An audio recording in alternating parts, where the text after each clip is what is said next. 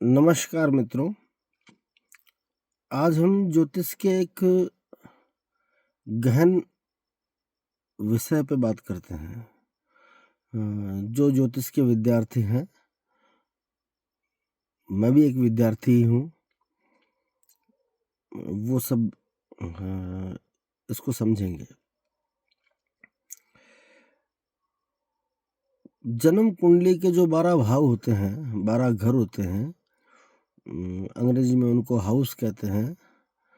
तो हर घर का 12वां भाव उसकी हानि होता है। लग्न से 12वां भाव लग्न की हानि है। द्वितीय से पहला भाव जो लग्न है वो द्वितीय भाव की हानि है। तृतीय भाव की हानि द्वितीय भाव है। हर पिछला भाव अगले भाव की हानि है। तो इसमें एक महत्वपूर्ण केंद्र, जो सबसे मजबूत केंद्र है, वो 10वां घर केंद्र, और उसके पिछला जो 9वां घर है वो भाग्य स्थान कहलाता है।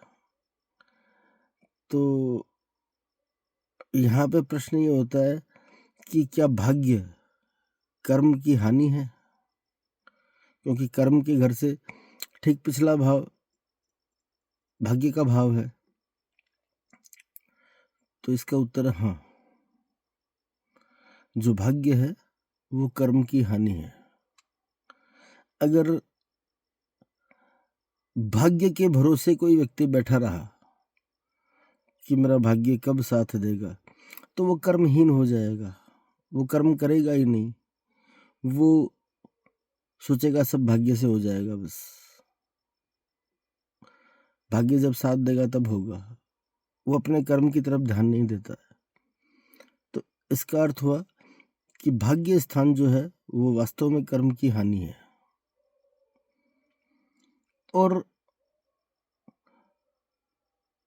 कर्म जो है, अब हर भाव का द्वितीय भाव पिछले भाव का भला करता है। जैसे लग्न से द्वितीय भाव धन भाव है, मतलब लग्न का धन है, वो उसका संचित धन है,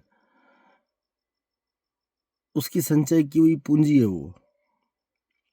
तो उसी प्रकार जो 10वां भाव है वो 9वां भाव भाग्य भाव नामक जो भाव है, उस भाव का द्वितीय भाव है। तो भाग्य का जो धन है वो कर्म है।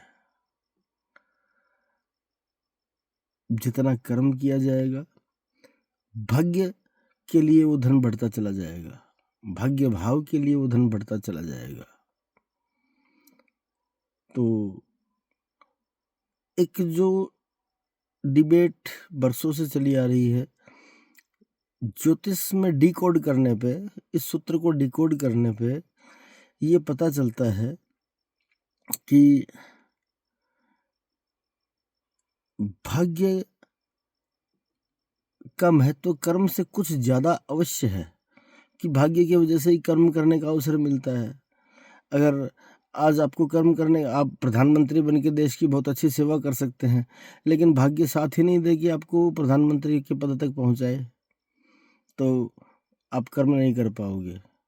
और जो कर्म आप करना चाहते हो, जिस तरह करना चाहते हो, उसके लिए भाग्य का कुछ सहारा आवश्यक है।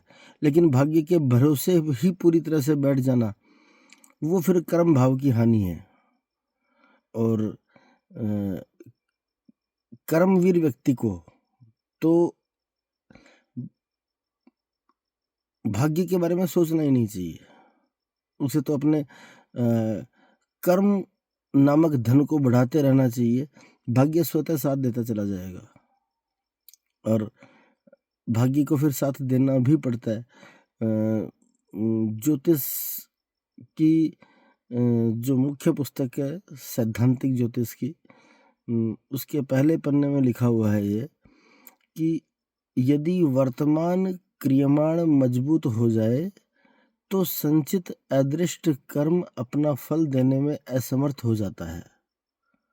ये थोड़ी गुड लाइन है, थोड़ी विशेष हिंदी में लिखी हुई है कि अगर वर्तमान क्रियमाण मजबूत हो जाए तो संचित अदृष्ट कर्म अपना फल देने में असमर्थ हो जाता है।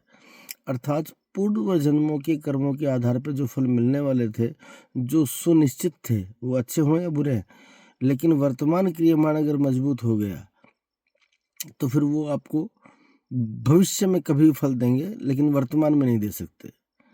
मान लीजिए, अब इसके उदाहरण स्वरूप में बताता हूँ कि तकदीर में गरीबी लिखी है कि साहब हम 100 रुपये की मेहनत करेंगे तो 10 रुपया मिलेगा और हमारी ज़रूरत है 1000 रुपया।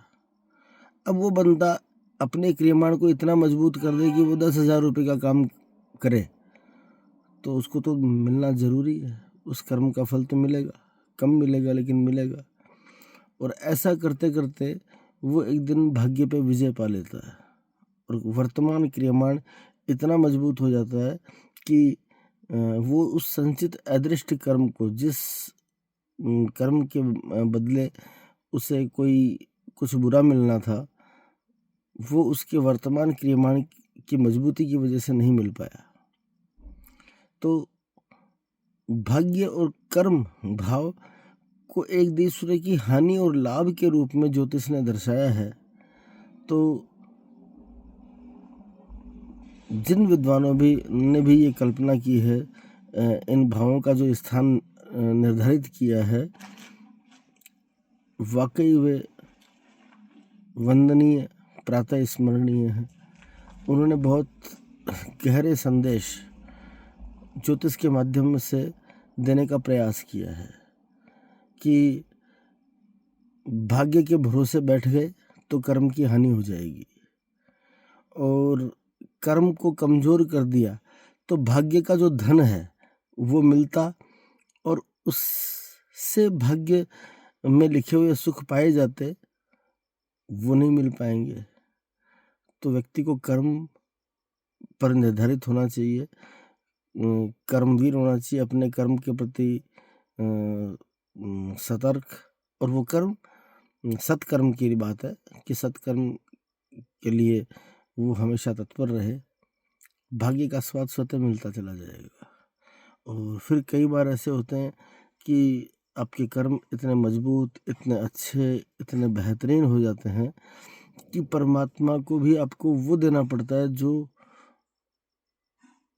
आपने मांगा कम था, मिल जाए ज़्यादा, आपकी अपेक्षाओं से ज़्यादा दे दे, लेकिन वो कर्म की परीक्षा तो पास करनी पड़ती है। ये ज्योतिष के जो 12 घर हैं, 9 ग्रह हैं, उन पर आधारित एक विज्ञान के द्वारा दिया गया एक बहुत ही सुंदर संदेश है, जिसको मैंने अपनी भाषा में व्याख्या करने का प्रयास किया। आशा है ज्योतिष प्रेमियों को ये विचार पसंद आएंगे। नमस्कार।